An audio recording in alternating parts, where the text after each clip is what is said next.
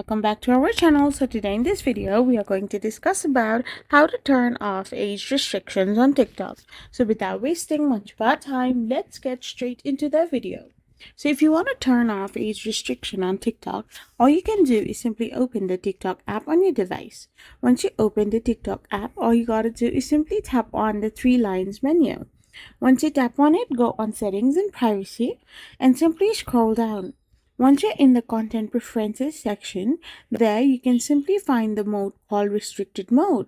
So once you are on the restricted mode, to turn off the age restriction on TikTok, all you gotta do is simply tap on the turn off button.